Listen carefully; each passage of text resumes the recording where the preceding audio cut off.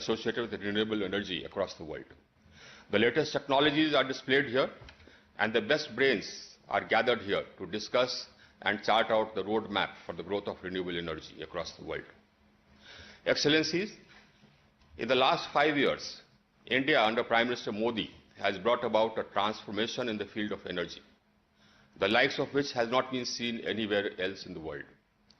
We have transformed our country from an energy deficit to an energy surplus country. We have connected the whole country to one grid, operating on one frequency. It is now the largest integrated grid in the world. We carried out the largest expansion of access ever in any country in the world. We connected every village and every hamlet across the country. We connected 28 million households in 18 months. In no other country across the world has an expansion of access on such a scale taken place in such a time frame. We are now in the process of carrying out one of the fastest energy transitions in history. Our rate of growth of renewable energy capacity is one of the highest in the world. In our nationally determined contribution during COP21 in Paris, we had committed that our capacity for power generation from non-fossil fuel sources will reach 40% by the year 2030. I am happy to inform you that our installed capacity from non-fossil fuel sources has already reached 38.1%. And if we add the capacity under installation, it comes to 52%.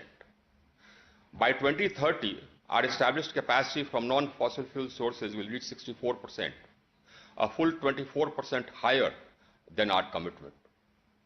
From 2014 to 2019, our solar energy capacity has multiplied 13 times. Bloomberg have ranked India #1 in the world in the volume of renewables auctioned from 2015 to 2019. A recent climate transparency report conducted by 14 institutions across the world noted that we are the only G20 country whose achievements are consistent with keeping the temperature increase at less than 2 degrees compared to pre-industrial averages. Our Prime Minister launched the International Solar Alliance on the sidelines of COP21, and it is now a rapidly growing treaty-based intergovernmental organization with 88 signatories. The rate of growth is unparalleled. In accordance with the vision of our Prime Minister, we are converting one city in every state into a totally green city. We are shifting our entire agriculture irrigation system to solar under a scheme called Kusum. We are launching feasibility studies for realizing the vision of one sun, one world, one grid, which was initiated by our Prime Minister while inaugurating the last conference of ministers, for connecting countries to take advantage of the fact that when the sun sets in one country, it rises in another. Again, inspired by our Prime Minister, we plan to set up a 10,000 megawatt solar energy capacity in Ladakh, one of the highest plateaus in the country with rarefied atmosphere and extreme cold climate, but which has solar insolation at levels higher than Rajasthan. What we propose to do is to electrify our economy, that is, shift sectors like transport and cooking to electricity. And we propose to green our electricity. We propose to use renewable energy to produce hydrogen and ammonia, and use green hydrogen for steel making and green ammonia for fertilizer production. Ladies and gentlemen, our renewable energy capacity will continue to grow at a pace even faster than it is growing now. You are invited to join us and our partners and be our partners in this exciting endeavor. Thank you, and a warm welcome to you all. I now request His Excellency Dan Jorgensen, the Minister for Climate, Energy and Utilities, Denmark, to address the gathering. Your Excellencies, Honorable Prime Minister Modi and Minister Singh, thank you for inviting me to speak at the inaugural session of the Third Reinvestment Conference. It is truly a great honor. I wish we could have met in real life and not virtually via a screen like this. I would have loved to visit India and see the remarkable achievements you've made on the green transition. I hope that I will get the chance to visit another time in the near future. Meanwhile, I wish your families and your country all the best. While we are fighting a global pandemic, we also have to deal with climate change and a necessary and urgent green transition. It is not easy, but it is in difficult times we show our true character. Now more than ever, we need to keep up the good spirits, stand together, inspire each other, and learn from each other. We want to reach our common climate goals while still securing sustainable economies. Therefore, I also want to show my appreciation and support to your Honorable Prime Minister's statement at the recent G20 meeting on taking decisive action to preserve the planet. It is a great pleasure for me to show Denmark's support for India's commitment to renewable energy and to the international climate agenda. Renewable energy is key to reaching the goals set out in the Paris Agreement. India's ambition of 450 gigawatt renewable energy with 30 gigawatts coming from offshore wind in 2030 is admirable. Put things in perspective. If your offshore target is achieved, India will avoid CO2 emissions that corresponds to almost 1.5 times the annual collected CO2 emissions from Denmark's energy consumption. This shows you the magnitude of the ambitions. India's targets on renewable energy show a strong determination to become an international leader on sustainable development.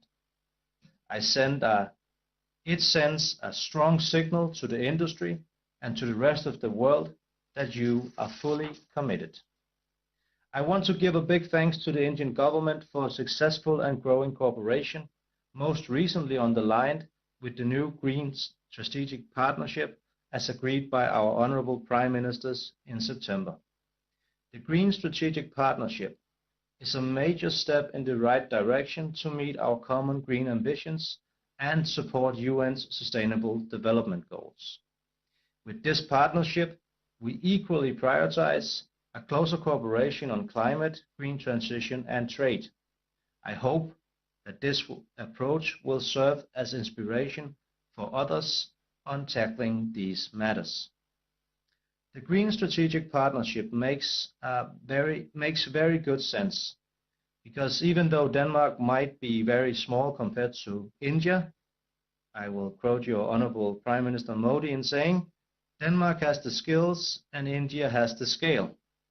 And more importantly, now we need scope and speed. The Green Strategic Partnership builds on an already successful government-to-government cooperation on energy. The Indian-Danish energy collaboration has developed quickly since its beginning in 2018.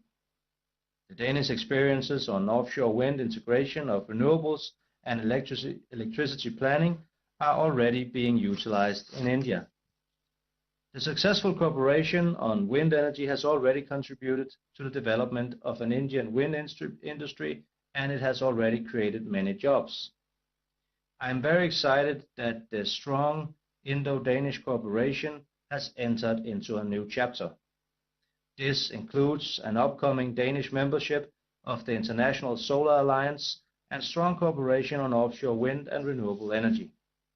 I know that India has shown interest for the Danish work on energy islands.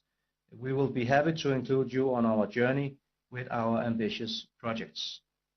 We want to establish the world's first energy islands by 2030. The project is taking offshore wind and integration of renewable energy to the next level. Large-scale power-to-X investments will enable us to store the vast amounts of energy transported and converted into other energy forms. Countries all over the world will be looking to phase out fossil fuels and to integrate new clean fuels like green hydrogen. Development of market-mature green hydrogen is not something that will happen in a very distant future. Green energy is not only needed in the fight against climate change, it is also good for business. I know this for a fact. In Denmark, we've managed to grow our economy while simultaneously reducing energy consumption and bringing down emissions. Decoupling economic growth and energy consumption will be vital to combat climate change. It is inevitable that we scale up on renewable energy to avoid the dire consequences of climate change. Climate risk is probably one reason why private investors are increasingly looking towards sustainable green investments in their financial products. There are several reasons. One is the price of renewable electricity is lower than that of fossil fuels in many markets, and the trend is that fossil fuels will be outperformed over the next few years. Another reason in simply the green investments are no longer only a matter of doing the right thing or mitigating risk. They also make good financial sense in their own right. COVID-19 has even highlighted this trend. During the pandemic, stocks that take into account environmental, social, and governance factors have generally outperformed the rest of the stock market. Investing in renewables and green technologies will create jobs and growth. We see that in the offshore wind industry in Denmark. On the west coast of our country, the city of Esbjerg was for hundreds of years depending on the fishing industry, and later on jobs in the offshore oil and gas exploration industry. Today, the offshore wind industry has taken over the harbor. Former fishermen are making a living sailing technicians to the offshore wind farms. It makes sense because the local fishermen know the sea better than anyone. Similarly, workers with experience from oil and gas platforms contribute with valuable knowledge when establishing offshore wind farms. Renewables do not only power our factories, our homes, and our cars. They will also power our employment rates. My hope is that a strengthened partnership between India and Denmark will create new jobs in the renewable energy sector and attract companies from the energy industry. Because the right thing to do has become the smart thing to do. The world is changing rapidly. We must act now, and we have so much to gain if we work together. Instead of unilateral national approaches, we have to cooperate and co-invest in projects that enable us to share know-how and green solutions. That means all relevant actors, both governments, investors, and industry. More and more companies and decision makers around the world understand that there is no alternative to a green transition. If we can move in the same direction together, we can reduce our CO2 emissions on a whole new scale. Thank you so much for your time. Thank you, Your Excellency. Your Excellency, we have a very close partnership with Denmark in the field of renewable energy, and it will get closer.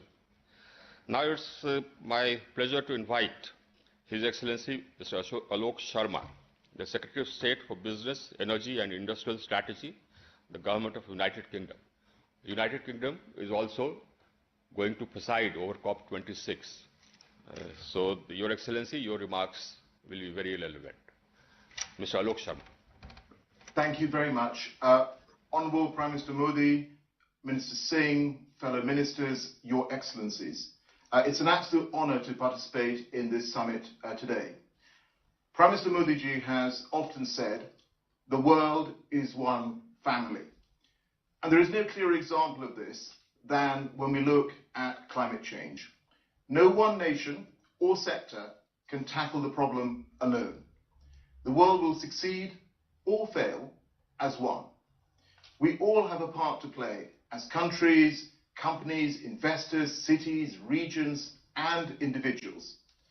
To avoid the worst effects of climate change, we must decarbonize the global economy 5 times faster over the next 10 years than we have done over the past 20.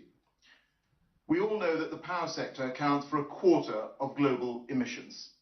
Decarbonizing is absolutely vital, not only to reduce emissions, but to boost access to power and to support clean growth and development. And this is why, as COP26 President, energy is one of the 5 key areas that I'm urging all countries to focus on. And there is no doubt for us, India is a key partner, because here you are a global leader, with pioneering international initiatives like the International Solar Alliance, One Sun, One World, One Grid, the World Solar Bank, and the Coalition for Disaster Resilient Infrastructure, which the UK is very pleased to support. India is home to a renewable energy revolution. The scale and pace of change is absolutely remarkable, with solar capacity increasing by around 13 times in 5 years, and with some of the lowest solar prices in the world. You've already connected 700 million people to power since the year 2000. And thanks to Prime Minister Modi's commitment to generate 450 gigawatts of renewable power within a decade, there will be much, much more to come. Now, it is our experience in the United Kingdom that setting such targets provides investors with confidence and clarity. In the UK, our emission reductions targets have helped us to grow our economy by 75% over the last 30 years, whilst at the same time reducing our emissions by 43%. And it's helped us to develop the world's largest offshore wind sector. We will accelerate that success with Prime Minister Boris Johnson's new plan for a green industrial revolution, which we announced last week. And this includes a commitment to quadruple our offshore wind capacity within a decade, which of course will support many thousands of jobs. And I know that India has also enjoyed a surge of investments in renewables. This of course is vital. To make the global energy transition a reality, we need investors to keep seizing the opportunities presented by the renewables revolution in India and of course around the world. And these opportunities are enormous. A study by Imperial College in London and the IEA found that investments in renewables have repeatedly outperformed those in fossil fuels. Whether you look at this over the past 10 years, the past 5 years, or indeed, as Ms. Jorgensen said, in 2020 itself. Solar and wind are already cheaper than coal power in 2/3 of countries.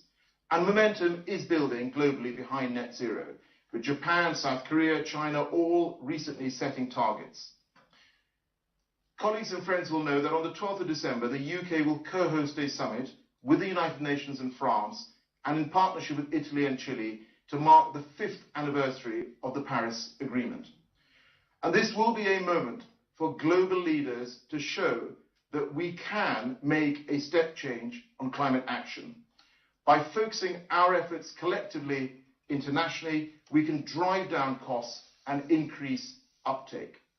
And every time we know that the global deployment of solar power doubles, the price has fallen by around 1/3. And that is why the United Kingdom is committed to working in partnership to drive the renewables revolution.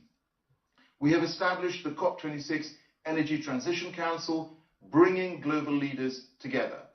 And we will work with our friends in India on mission innovation, accelerating clean energy innovation globally. We're of course also partnering with the government of India to help mobilize private capital into green investments. And our new UK-India Sustainable Finance Forum will increase the flow of sustainable finance. We are both anchor investors in the Green Growth Equity Fund, catalysing private sector investments from the City of London to infrastructure projects in India. And it is through international partnerships like these, the insight of investors and the ambition countries like India have shown, that we will together continue to usher in the green global future of energy, protecting and nurturing our planet for future generations. Thank you. Thank you, Your Excellency. And we shall work with the United Kingdom together pursuing our goal for healing nature. Now it's my privilege to put before you a video message by the Prime Minister of Netherlands, His Excellency Mr. Mark Rutte. Namaste, India. Ladies and gentlemen, it's an honor for me to be speaking today alongside my fellow Prime Minister, Narendra Modi. I'd like to thank Minister Singh for hosting today's Meet and Expo, and Secretary of State Sharma and Minister Jurgensen for their valuable input. I'm delighted to be able to contribute to this important event as guest of honor. India is a key global player in many areas, not least when it comes to climate action and renewable energy. It's great to see how like-minded India and the Netherlands are in these fields. We are both firm supporters of the Paris Agreement and active members of the International Solar Alliance. India has made great progress in developing renewable energy. And now that the cost of renewables has reached a competitive level, the Netherlands is also making headway. But of course, this year has been dominated by coronavirus. The crisis has hit our societies hard in all kinds of ways. But it also presents an opportunity. It gives us a chance, once the virus is under control, to build back better, using green principles. Because green investment will not only help us move closer to our international climate and environmental goals, it will also make our economies more resilient to future shocks. It's an opportunity to reshape the future of energy.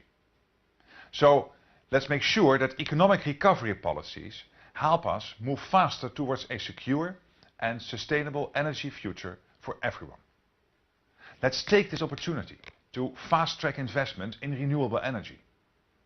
This will both serve the world economy and mitigate climate change. Besides understanding the need for climate mitigation, our two countries also know full well how important climate adaptation is. And with that in mind, I'm proud that the Netherlands will be hosting the virtual Climate Adaptation Summit in January. It's the first ever dedicated platform of global leaders aimed at accelerating climate adaptation and resilience. There's already a lot going on in this area, and the Netherlands is happy to be contributing our expertise. In India, for example, we are very active in the agricultural, water and energy sectors. These are all key parts of the global climate adaptation agenda. And when it comes to achieving that agenda, India is a crucial global player. So we very much hope that India will be represented at the highest level at the Climate Adaptation Summit in January. As host of the event, that would make me very happy. Let me now focus on the importance of innovation, because that is the foundation of progress. Innovation will help us meet the big challenges of our time. If we can join forces and bring together as much brain power as possible, we can truly get innovation up to full speed. To that end, the Netherlands has adopted a triple helix approach. Partnerships between businesses, knowledge institutions and government that underpin Dutch economic growth. Today, our efforts are guided by mission-oriented innovation policy.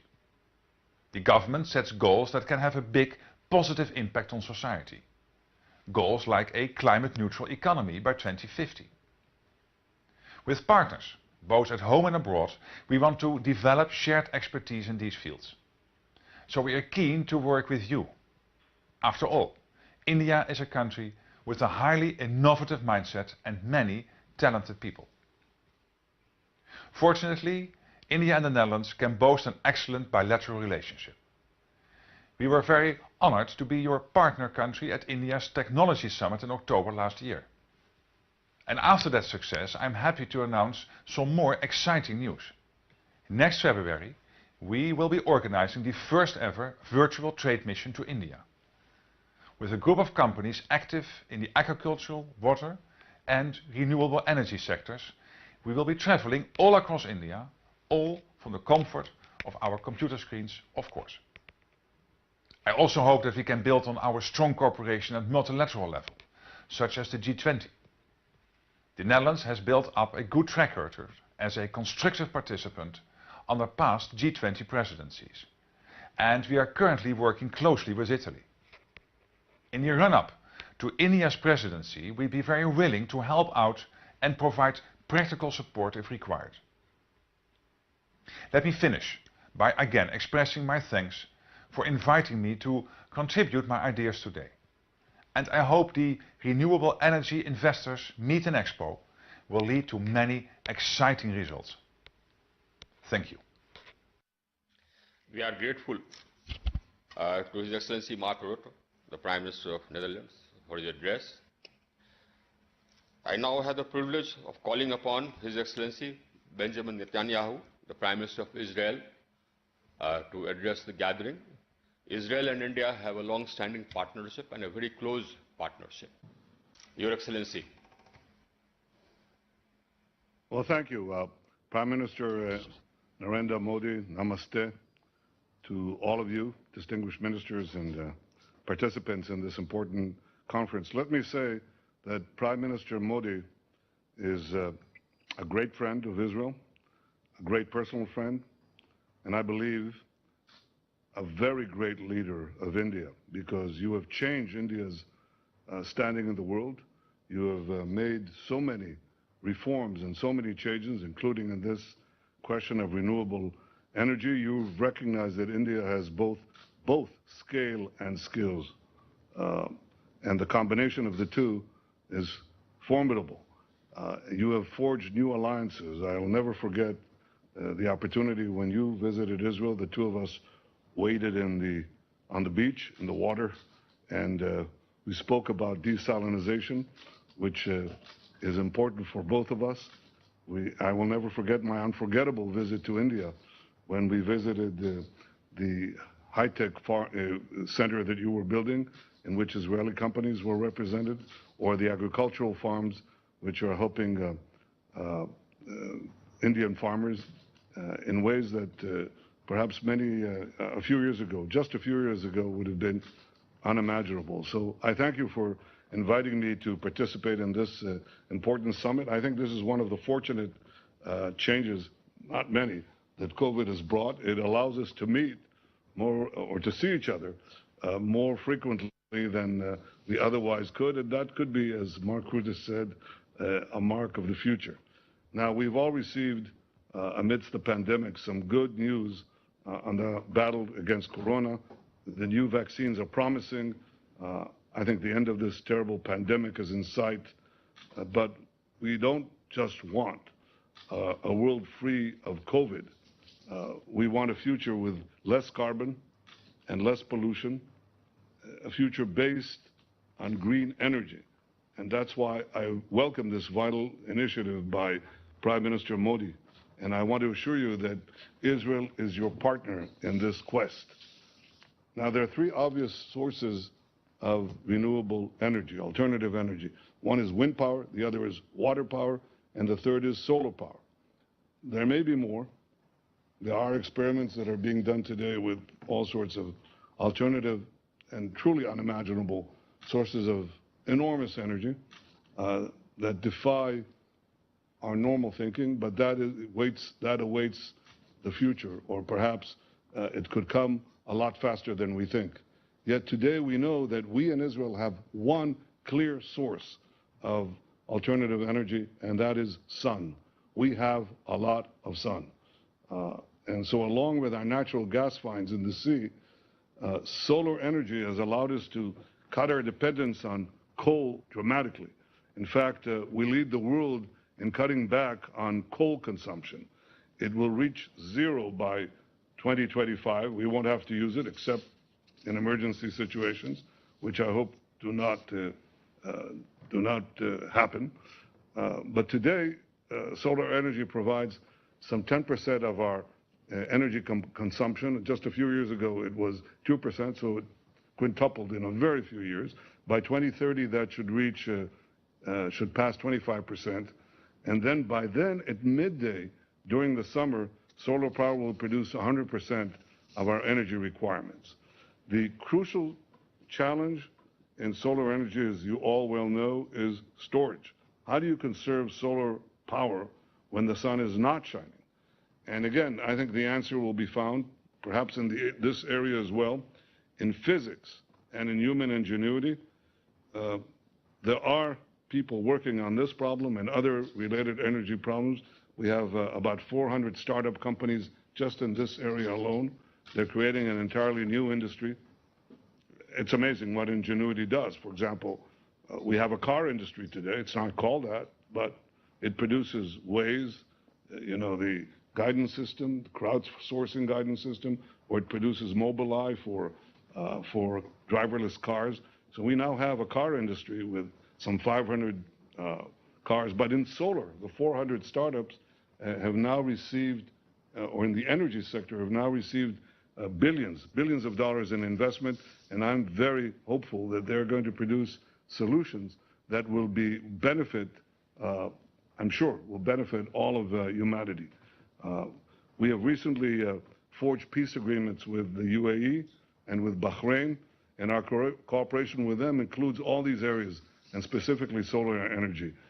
So I think it's not merely the citizens of Israel and the Gulf states that will benefit. Everybody in the Middle East, Arabs and Jew alike, and well beyond that, will benefit from this. We will provide, I believe, a shining example of the benefits of peace to all the countries of the region and of the world. And the last thing that I would like to say is this. Prime Minister Modi and I have spoken about this many times. I believe the future belongs to those who innovate. And the power of innovation enables us to tap new sources of wealth, new sources of energy, the ability to change health, the environment, water, the food we eat, the security as we travel, and so on. This is a fundamental challenge to ideas that only a few decades ago were still prevalent. A few hundred years ago, Malthus predicted that that population growth would outstrip the power of agriculture to provide food, and we see that he was wrong. Not because the population didn't grow, but because human ingenuity allowed food production to grow infinitely more than population growth grew. The same thing continued to inform the Club of Rome with the famous limits to growth. We were not going to be able to grow because, again, our ability to provide the necessary products and services and resources would be drained by our exhaustion of natural resources. This is not to say that we have to not treat the environment. This is to say the opposite, that we can treat the environment, should treat the environment, should stop pollution, should go on to alternative sources by the use of the one resource that we have. It's what's stored in our brains and our minds with the determination to innovate. So I believe that the most important renewable energy is ingenuity and innovation. And all the countries represented here, beginning with India and Israel, and all of you, are committed to seizing innovation in order to seize the future. And on that, I think we can all be very, very hopeful. Thank you. Thank you, Your Excellency. It's a very enlightening address. Now it's my privilege, proud privilege, to call upon the Honorable Prime Minister of India, Shri Narendra Modi ji, to address the gathering.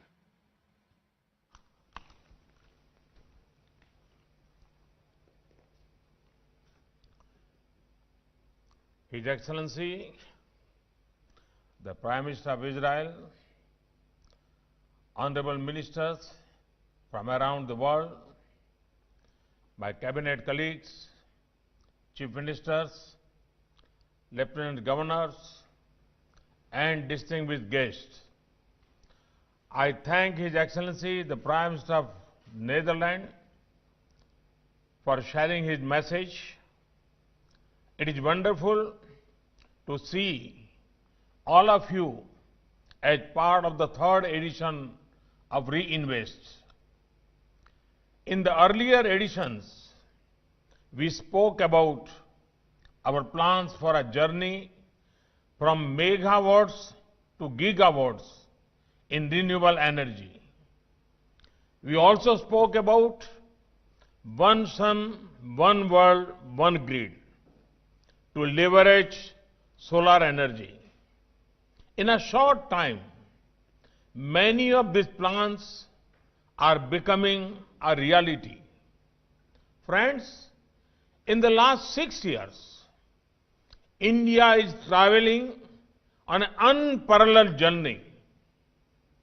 We are expanding our generation capacity and network to ensure every citizen of India has access to electricity to unlock the full potential. At the same time, we are rapidly expanding generation of energy through renewable sources. I would like to give you some facts. Today, India's renewable power capacity is the fourth largest in the world. It is growing at the fastest speed among all major countries. The renewable energy capacity in India is currently 136 gigawatts. This is about 36% of our total capacity. By 2022, the share of renewable capacity will increase to over 220 gigawatts. You would be happy to know that our annual renewable energy capacity addition has been exceeding that of coal-based thermal power since 2017. In the last 6 years, we increased our installed renewable energy capacity by 2.5 times. In the last 6 years, the installed solar energy capacity has increased 13 times. Friends, India's progress in the field of renewable energy is an outcome of our commitment and conviction in fighting climate change. Even when it was not affordable, we invested in renewable energy. Now, our investment and scale is bringing down cost down. We are showing to the world that sound environment policies can also be sound economics. Today, India is among the very few countries to be on track to achieve the 2-degree compliance goal. Friends, our transition to cleaner sources of energy has been driven by the approach of access, energy efficiency, and evolution. When I talk about providing access to electricity, you can estimate its scale in the numbers. In the last few years, over 2.5 crore or 25 million to 28 million households were provided electricity connections. When I talk about energy efficiency, we have not limited this mission only to one ministry or department. We have ensured that it becomes a target for the entire government. All our policies have a consideration of achieving energy efficiency. This includes LED bulbs, LED street lights, smart meters, push to electric vehicles, and decreasing transmission losses. When I talk about energy evolution, with PM Kusum, we are aiming to power our agriculture sector by providing solar-based power to irrigate the fields. Friends, India is progressively becoming a preferred destination for investment in renewables.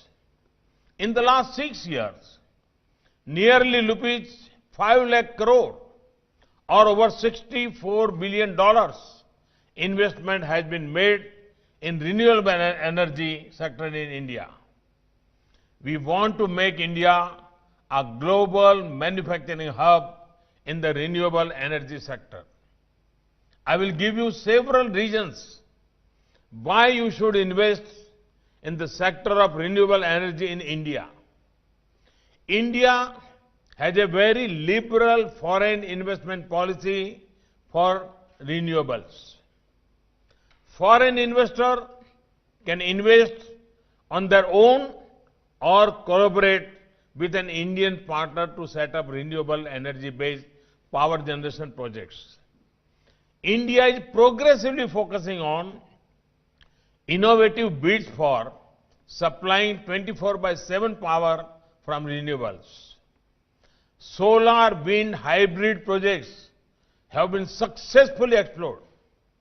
The demand for domestically manufactured solar cells and modules is likely to be around 36 gigawatt over the next 3 years. Our policies are in line with the technology revolutions.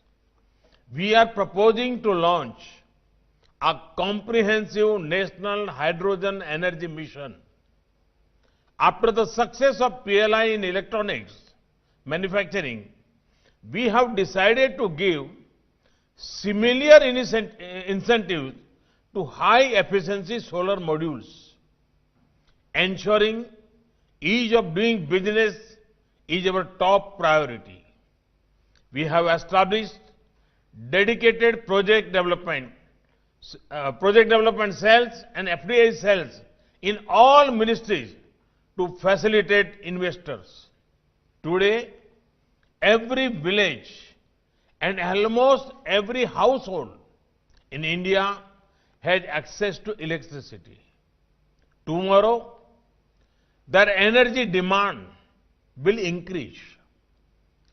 Thus, demand for energy in India will keep growing. There are huge renewable energy deployment plans for the next decade.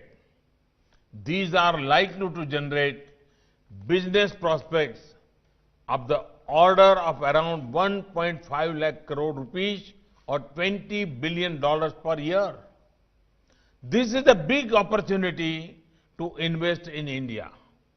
I invite investors, developers, and businesses to join India's renewable energy journey. Friends, this event connects the renewable energy stakeholders in India with the best of the global industry, policymakers, and academia. I am confident that this conference will have fruitful deliberations which will help India steer into a new energy future. Thank you. Thank you very much. Sir, we are really very grateful for your address. And, sir, we have more than 25,000 registered delegates, and they are growing by the minute. On behalf of the Ministry of New and Renewable Energy and the Ministry of Power, Government of India, I want to thank His Excellency the Prime Minister of India, Shri Narendra Modi ji, His Excellency